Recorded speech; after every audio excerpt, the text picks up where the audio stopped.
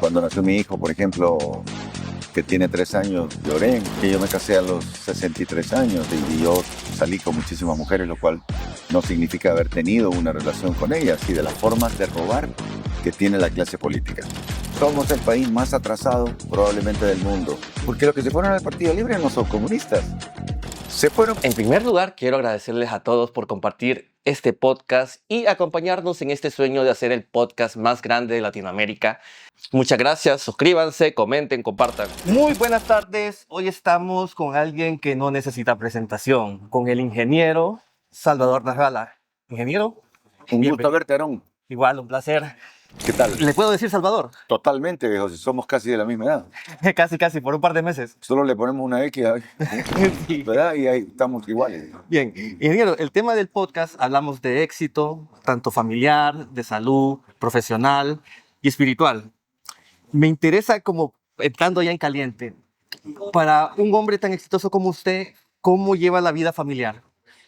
La privilegio, ¿Sí? especialmente cuando no estoy en política. Por ejemplo, en este mes que se celebró en marzo el Día del Padre, privilegio estar más con mis hijos y disfruto mucho salir con ellos, ir al súper, ir a comprar, estar con ellos en la casa, estar regaloneando. Me siento muy contento de eso. Esa es la parte que más me agrada a mí, que es algo que yo pensé que nunca iba a conocer, porque yo me casé a los 63 años. Es difícil casarse ya tan mayor. Grande. ¿Sí? Bueno, como no era un objetivo en mi vida, yo no sabía lo que era pero sí me sirvió muchísimo porque tuve la oportunidad de mantener mi especie y además de conocer el cariño y el amor sincero, que para mí solo te lo pueden dar una madre o un hijo. Sí, es un cariño casi incondicional el de los hijos. Yo creo que es el cariño más puro. Sí, correcto. Y eso para mí es fundamental. Así que yo disfruto enormemente, ¿no?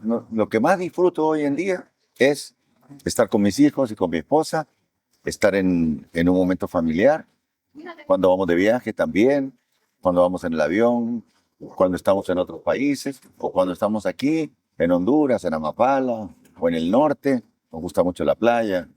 Con mi hija disfrutamos mucho en la piscina, desde que estaba muy pequeña. Así que la parte más bonita de mi vida es cuando coincidimos los cuatro, mi esposa, Alicia y Salvadorcito. Muy bien.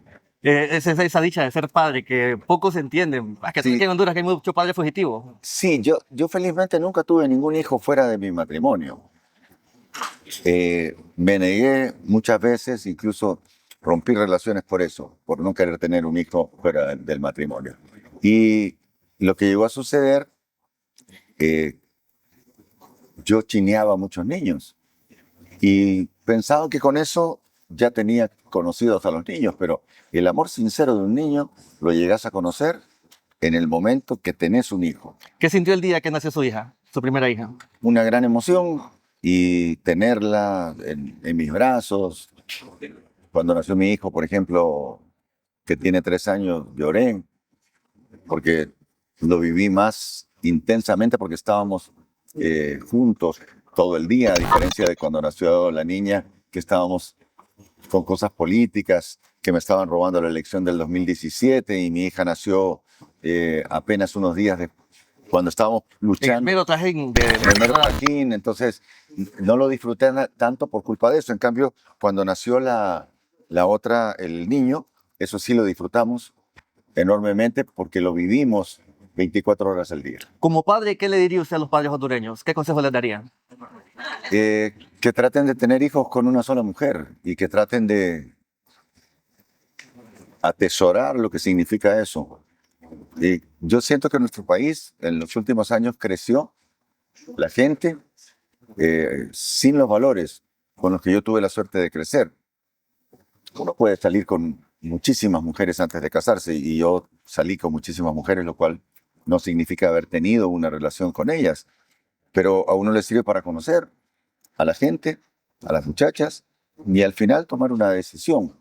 Yo les diría que no que abandonen la paternidad irresponsable. Hace 30 y pico de años había un entrenador de fútbol aquí que se llamaba Stanislao Malinowski, que era entrenador del Olimpia y después de la selección.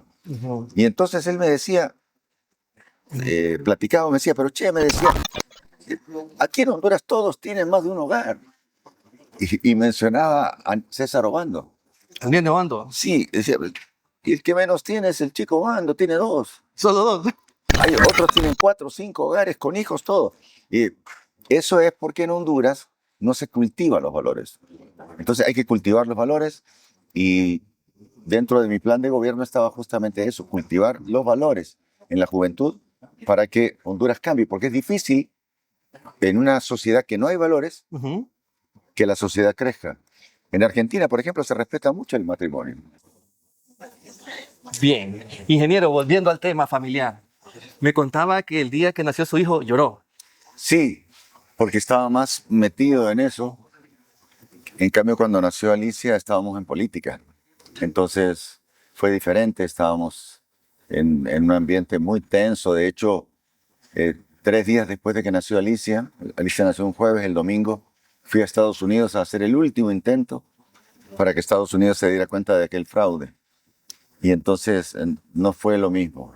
O sea, mucho más cerca el nacimiento, mucho más cerca de Iroja y del niño cuando nació él. Bien, una pregunta sobre el precio del éxito, ingeniero. ¿Por qué quiere ser presidente si usted ya es exitoso en medios, ya es alguien que no necesita nada, o sea, prácticamente a nivel económico? Yo no lo hago por un asunto económico. Yo tengo una situación económica estable desde hace 30 años. Y en la medida que avanzan los años, mi éxito económico se va acrecentando. No es tanto un deseo de yo ser presidente, sino una presión popular que la gente siempre me ejerció desde 1988, que yo en mi programa deportivo hablaba de los problemas de Honduras y de las formas de robar que tiene la clase política, que son cosas que la gente no se da cuenta. O sea, la gente no sabe, por ejemplo, que con una compra directa hay un dolo, hay un robo, porque no se licita y se le da a un amigo, por ejemplo. O cuando se hace una carretera que tiene que ser de este grosor y la hacen de este grosor y se rompe a los 6 meses. O menos, la primera lluvia ya no hay, cae otra vez. Entonces, ese tipo de cosas que yo le fui explicando a la gente, las formas de robar de la clase política, llamaron mucho la atención entre 1988 y 2010. Esos 22 años que yo estuve hablando de la problemática, la gente me decía, si usted no se mete, usted también es culpable. Porque usted sabiendo cómo resolver el problema no se mete, métase. Entonces, en 2010, después del golpe de Estado, hubo una presión fortísima. Que la gente ya vos también vos no te metés, estás cómodo en la tele, por eso me metí. Pero yo, durante todo ese tiempo de 1988 hasta el año 2010, me ofrecieron ser alcalde, diputado, vicepresidente, y siempre les dije que no. Y les dije, no soy ladrón. Contestaba con una cosa violenta, no soy ladrón, cuando me ofrecían meterme. Incluso alguno me dijo, no tenés que robar. ¿Y cómo? Ah, no, pero tenés que dejar que los demás roben. Entonces, por eso fundé un partido que se llamó Anticorrupción, que causó estupor, especialmente entre la clase pudiente de Honduras. Que cuando yo dije, anticorrupción, estás loco, me dijeron. Algunos empresarios se reunieron conmigo y dijeron, estás loco. No, es que todos, de una u otra manera, tenemos algo que ver con la corrupción. Entonces yo por eso fundé el PAC y gané la primera elección en 2013. Juan Orlando Hernández me lo terminó confesando. Efectivamente, yo gané la de 2013. Lo que pasa es que no hay ninguna prueba porque yo no tenía ningún representante en el Tribunal Electoral en aquel año. Y por eso él, que se reeligió para 2018, en las del 2017, que yo fui candidato por una alianza para sacar a Jo, no porque fuera comunista ni nada por el estilo, porque siempre he sido totalmente antiizquierda. Él decidió quitarme el partido anticorrupción. Y por eso vino la alianza, porque yo me quedé en el aire, porque él sabía que si yo volvía a participar, le volvería a ganar. Ahora, una pregunta que me llama la atención, ingeniero, es que usted fue a Estados Unidos para que Estados Unidos lo apoyara en su candidatura. ¿Cuándo? En el 2017. En el 2017 yo viajé a llevar las pruebas en una USB y en un libro. Sí. Todo eso lo preparó Luis Redondo, que es un experto en eso, Ujú. para mostrar que había un fraude. Sí. Pero Estados Unidos ya había decidido. Precisamente estaba de presidente el actual presidente Trump y habían decidido que preferían a una persona con delitos, pero amigo de ellos, que no a uno que se había... Es un delincuente, pero es nuestro delincuente.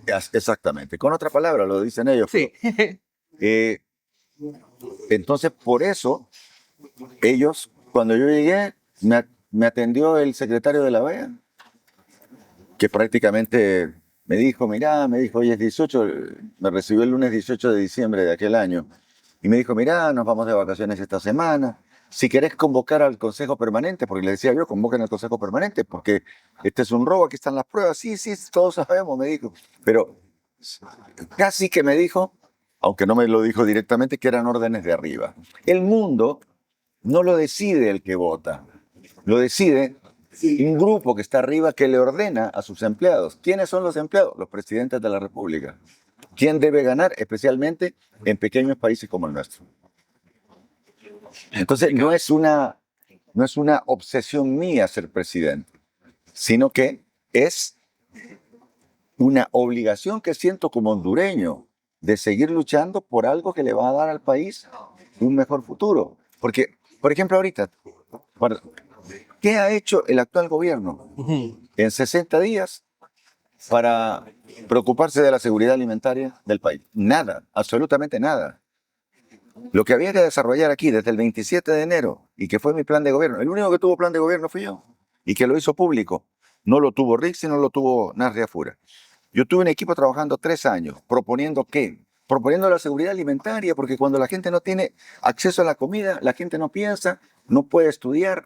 Entonces, desgraciadamente, todo eso se fue a la basura por la decisión que tomó la clase política corrupta de avalar, porque el presidente de Estados Unidos les dijo que quería que ganara el que estaba en tercer lugar en las encuestas, que él quería, y por eso lo pusieron. Y al final, ¿qué es lo que va a pasar? Que estos 4 años van a ser otros 4 años perdidos. Como hondureño, ¿cómo se siente usted con esta injerencia del presidente Trump?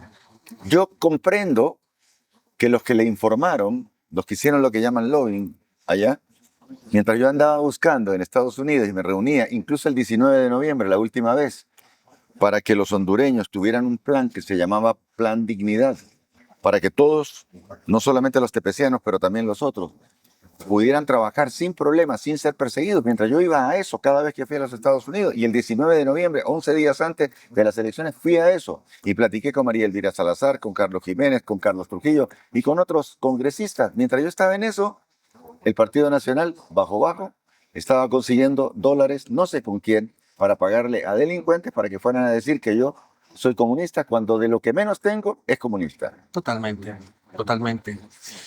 Uf, qué complicado, ingeniero. Bueno, sigamos hablando de un poquito del tema de influencia. Liderazgo es influencia totalmente. Y usted es de las personas más influyentes de la sociedad hondureña. Pero también yo sé que el éxito a veces viene acompañada o se forma en el fracaso. ¿Ha tenido usted algún fracaso en su vida que usted diga esto fue una gran lección que aprendí? La gran lección que he aprendido en mi vida es que nada cae del cielo y que todo es producto del esfuerzo. O sea, si vos querés ser exitoso, y le digo a la gente que nos está viendo, si quieren ser exitosos en algún aspecto, tienen que dedicarse más de lo que se dedica la demás gente. Yo podría haber hecho televisión, mis programas, por ejemplo, los puedo hacer con un nivel así, pero yo no aspiro a hacerlo como todos. Yo me preparo y los hago con un nivel superior, para que la gente note la diferencia. Y eso lo hago desde el primer día. No es que en determinado momento decidí hacer las cosas mejor que antes. O sea, porque fui educado en una universidad, la Universidad Católica de Santiago de Chile, donde no podés repetir una clase. Si repetís una clase, tenés que cambiar de carrera a una carrera de menor nivel. Si estás en ingeniería, repetís, tenés que estudiar administración de empresas. Entonces, la exigencia fue enorme y me crié en base a eso, a hacer que la gente haga las cosas bien, sea, si las vas a hacer, hacerlas bien o decir, no puedo, no me meto a eso. Y yo nunca le quité el cuerpo a algo. Yo me acuerdo lo primero que narré cuando yo era un niño de 14 años fue baloncesto. Y yo ni siquiera lo jugaba. Me tuve que aprender las reglas, porque a mí lo que me gustaba era el fútbol. Entonces, yo no le quito el cuerpo a las cosas y cuando me pongo a hacerlas, las hago bien. Bien, ¿se considera Salvador un influencer? Por la cantidad de seguidores en las redes, probablemente soy un influencer porque hay más de 1.300.000 en Facebook, como 400.000 en Twitter y como 1.000.000 en TikTok y creo que 308.000 en Instagram, a pesar de que yo personalmente hasta ahora estoy retomando otra vez, después de 4 meses de las elecciones, estoy retomando una vez más, manejarlas yo personalmente. ¿Cuál ha sido su fórmula del éxito, Salvador? Porque la transición de medios tradicionales a redes digitales no es fácil para la mayoría de los comunicadores, pero usted tiene cierto contacto, cierta audiencia, jóvenes, adultos, adultos mayores, que conectan con usted. ¿Cuál es la fórmula de su éxito? Yo creo que los jóvenes saben que yo digo la verdad, porque crecieron mirándome en la tele. Cuando uno es cipote, se para frente a la tele y mira. Y yo tuve la suerte que gente que hoy tiene 40 o 50 o 60 años, eh, yo, yo empecé en la tele hace 49, que los he cumplido en marzo. Yo empecé en marzo del año 1977, cuando Canal 5 era el único canal de televisión que prácticamente existía. Después fueron naciendo otros. Entonces, eh, el niño no se equivoca, a un niño no lo puedes engañar. Y los niños crecieron viendo que yo decía la verdad, que yo exponía cosas que tenían sentido. Los niños son súper vivos y lo veo con mi hijo. Fíjate que mi hijo tiene 3 años y ayer yo estaba leyendo un diario y, y vio una foto en el diario de unas antenas eólicas y me dijo, las antenas eólicas. Sí. Es que a veces los adultos subestimamos la inteligencia de los niños. Sí, el niño tiene todo limpio, no tiene influencia de absolutamente nada. Entonces se da cuenta de muchas cosas que uno cree que no se da cuenta. Y esos niños que hoy tienen 40, 50, 60 años, crecieron viéndome, que yo no mentía. Y que yo, porque se nota cuando una persona no miente. Cuando yo escucho, por ejemplo, a un político que está dando declaraciones, yo me doy cuenta que está mintiendo. Los niños también. O sea, para que un adulto se dé cuenta cuesta más. En cambio, un niño lo nota más fácilmente. Bien, hablando de los influencers hondureños, ¿ha consumido algún contenido de ellos usted y de quiénes? Fíjate que eventualmente algunos me siguen o me mandan imágenes, incluso hay uno famoso que organizó unos partidos de fútbol, Supremo. Supremo, que en la campaña política se identificaba con lo que yo decía. Sí, Y por eso me llama la atención porque él es joven, es muy influyente y él lo apoyaba en la campaña. sí, sí. Y te digo, prácticamente yo no he cruzado palabras más que el día del partido, que lo vi, nos saludamos. O sea, no hemos tenido así una reunión en algún lugar. No, es simplemente porque la gente que lo sigue a él y la gente que me sigue a mí tienen los mismos ideales de superación y de, sobre todo, sinceridad. El ser humano tiene que ser sincero. Y yo creo que él lo es y yo también lo soy. Obviamente en diferentes facetas. ¿Ha pensado en introducir influencers como Supremo en sus campañas políticas? Jóvenes que tal vez están buscando oportunidades o que tal vez son rostros nuevos en la cultura hondureña, en la sociedad hondureña. No me quiero aprovechar de eso. Yo siento que eso sería un poco aprovecharse.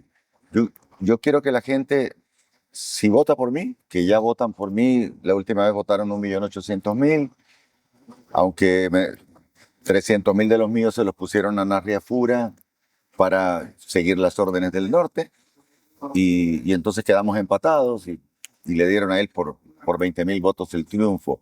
Yo siento que los votos los tengo, que la gente cree en mí. Entonces no necesito de un factor externo, pero dentro de la gente que está con nosotros hay varios influencers. De hecho, el diputado suplente de mi esposa, que se llama Josué Colindres, cuando lo conocí yo, que estaba realizando la práctica en la compañía de televisión que yo trabajo, él tenía como 700.000 seguidores, Wow. que era una gran cantidad. Y yo no me daba cuenta, pero hay muchas personas como él, bueno, no muchas, pero una buena cantidad de personas que son influencers y que están de acuerdo en mi forma de pensar. Ok, ahora, otra pregunta, así hablando un poquito del éxito. Si Salvador perdiera todo hoy, ¿cómo volvería a empezar de cero para ser exitoso? Si yo perdiera hoy todo, me preocuparía por mi descendencia, por mis hijos. Trabajaría con más ahínco en, en lo mío, que es la televisión, los medios de comunicación. Abandonaría por completo la política, porque si yo llegara a perder algo sería por culpa de la política.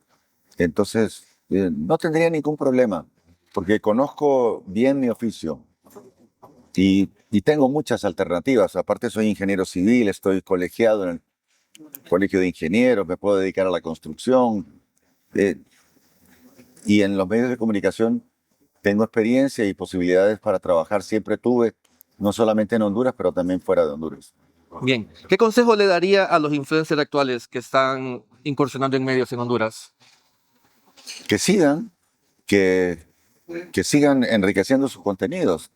Hay maneras científicas de enriquecer los contenidos y darle a conocer a personas como yo, por ejemplo, que no estamos tan metidos, muchas cosas que son consecuencia de lo que uno observa, porque una cosa es observar y otra cosa es analizar. Y de repente en una publicación uno puede deducir cosas que normalmente no se notan o que una persona que no está con el conocimiento técnico no se da cuenta que existen. O sea, ¿por qué te siguen? ¿Qué les gusta de ti? Todas esas cosas ya es la parte científica de lo que la gente publica. El estudio de cómo ser influencer sería algo así. Sí, pero también les diría que puede ser que eso no dure toda la vida. Sí, pueden haber cambios. En, hace 10 años los influencers no eran tan conocidos como hoy. Eh, el asunto es irse acomodando a los cambios. La inteligencia artificial puede hacer que haya cambios, por ejemplo. No sé cómo va a hacer el cambio. Entonces hay que estar pendiente de lo que pasa porque esto evoluciona, es muy dinámico, día a día, hora con hora. Ingeniero, ¿cómo se sintió con los resultados de las elecciones, de las últimas elecciones? Decepcionado porque sentí lo mismo que había sentido cuando me robaron las elecciones con el PAC o cuando me las robaron con la alianza de oposición contra la dictadura, donde no hubo apoyo. En el caso del PAC, pues no teníamos de dónde sacar el apoyo. Éramos en el 2013 desconocidos que teníamos un año y medio de habernos constituido. En el caso de la alianza de oposición contra la dictadura, sé que el Partido Libre negoció a cambio de mi cabeza, a pesar de que yo gané en el año 2017. Y ahora me decepcionó que el Partido Liberal, siendo una institución la más antigua en política, no moviera un dedo por defender el triunfo de su candidato, demostrando que se sienten cómodos personalmente, más que en defensa de los intereses del pueblo, porque el Partido Liberal fue siempre identificado con el pueblo. Modesto Rodas Alvarado, el Ramón Villeda Morales, por mencionar solamente algunos, que fueron grandes líderes en cuyas épocas se hubiera defendido más al candidato de lo que pasó en este momento, que yo me sentí más que todo utilizado por una cúpula corrupta del Partido Liberal, que le llaman el lado oscuro, que utilizó mi imagen para retomar un número importante de diputados en el Congreso y levantar al partido de 330.000 votos que sacó en el 2021 a 1.800.000 reales o 1.476.000, que es lo que dijeron en los resultados, que tienen 300.000 en contra mía y que se los pusieron al candidato del Partido Nacional. Bien, ¿cómo hacemos para lidiar con este problema, ingeniero, para que... ¿Usted tiene aspiraciones presidenciales todavía? Yo, a título personal, como te dije antes, no tengo aspiraciones como que es una obsesión, pero si el pueblo en el transcurso de estos años, 2026, 27, 28, no aparece un líder ganador dentro del Partido Liberal, como podría ser, por ejemplo, José Ascona, que es el único que yo veo en así en este universo del Partido Liberal. Si no aparece nadie o si José no quiere, pues no porque yo busque ser. Hay un gran número de liberales que me pasan llamando estamos reunidos, estamos armando, y todos están armando una nueva estructura. No la estructura que se acostumbró a vender las credenciales porque sintieron durante 20 años que no tenían posibilidades. Y cuando tuvieron posibilidades que sabían que las tenían, que eran ahora, primó más la escasez de dinero y prefirieron el dinero a poner al Partido Liberal en la presidencia de la República. Eso es un fenómeno que yo observé, pues no vi apoyo del Partido Liberal a su candidato en las elecciones que recién terminaron. Y me pareció extraño porque ellos tenían el gane. Si hubieran luchado para las elecciones, hubiera habido mejor logística a la hora de las votaciones. Es que la logística la teníamos. Ajá. El problema es que le entregamos las credenciales a gente de base liberal que las vendió al Partido Nacional, porque eso había hecho en 2021 y eso había hecho en 2017 y eso había hecho en 2013 porque no tenían posibilidades. Y entonces somos todos hondureños, tenés al lado un nacionalista, dime, dame esas credenciales, aquí te voy a dar tanto. Y eso pasa. No hay convicción, se perdió el instinto liberal natural que deberían tener y que tuvieron los liberales por más de 100 años. ¿Qué llamado le haría usted a la gente del Partido Liberal? A que entiendan que si no se unen, incluso con las personas que se fueron al Partido Libre, porque los que se fueron al Partido Libre no son comunistas, se fueron porque ven que el Partido Liberal, vieron que el Partido Liberal era lo mismo que el Partido Nacional. Entonces aparece un oportunista, que es Mel Zelaya, con la otra Rixi Moncada, que se aprovecharon de ellos y que los engañaron, con, como que si tuvieran votos, y no tenían votos, ellos solo eran 500,000 votos. Subieron a 700,000 estando en el gobierno. Cuando se unieron conmigo en el año 2021, sacamos más de 1.700.000, de los cuales 1.100.000 eran míos.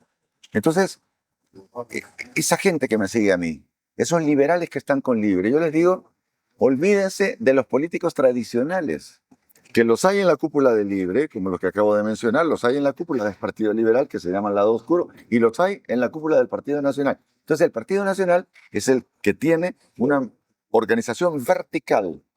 En cambio, el Partido Liberal es horizontal. Entonces, todos creen mandar.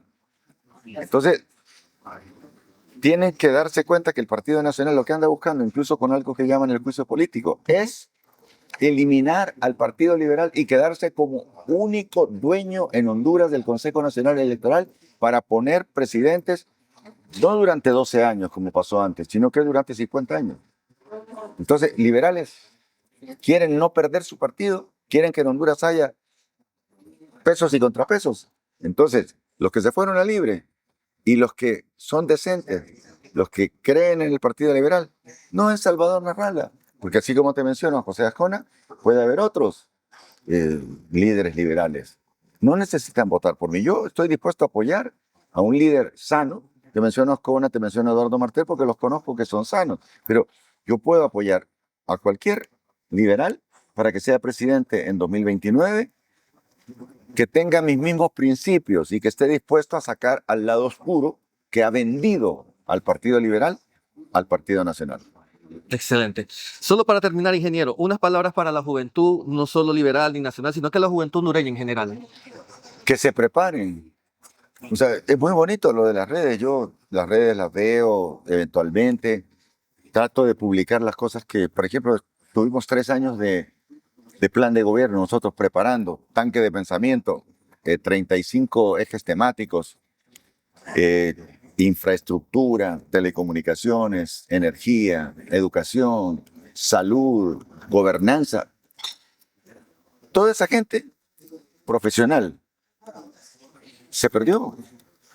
Entonces, yo les digo, prepárense, porque en cualquier momento les va a tocar gobernar y se necesita que ustedes pongan el conocimiento, especialmente el conocimiento científico que está tan de moda con las redes sociales, con la inteligencia artificial, a favor de mejorar el país. Porque hoy, mucha gente no lo quiere decir, somos el país más atrasado probablemente del mundo. Ni siquiera producimos la comida. Honduras trae de afuera 7 de cada 10 libras de maíz. Mira, aquí viene un aumento al huevo, al pollo, porque va a subir el precio del maíz por la guerra mundial que en este momento tenemos. Viene un aumento del combustible que va a incidir en el aumento de todo. Y Honduras ni los frijoles los puede producir, solo produce la mitad de los frijoles que comemos, la otra mitad la trae de Nicaragua. Y Nicaragua te los va a vender más caros. La carne, 20.000 novillos tiene Honduras disponible cada mes. Y esos novillos se van caminando hacia Guatemala y a México. Y allá los destazan y los convierten en jamón, los venden como carne. Y Honduras no tiene ninguna empacadora capaz de sacar la carne, el jamón y los productos que se sacan del No hay el ganado. valor agregado. No le da el valor agregado, correcto. Entonces, somos dependientes totalmente. ¿Y por qué? Porque eso le conviene a los políticos corruptos de las tres fuerzas políticas. Le conviene a los nacionalistas, le conviene a los liberales y le conviene a los de libre. La cúpula, no a las bases, a las cúpulas. ¿Y quiénes son los que sufren? Las bases de los partidos, porque pagan más cara la gasolina, pagan más cara la comida.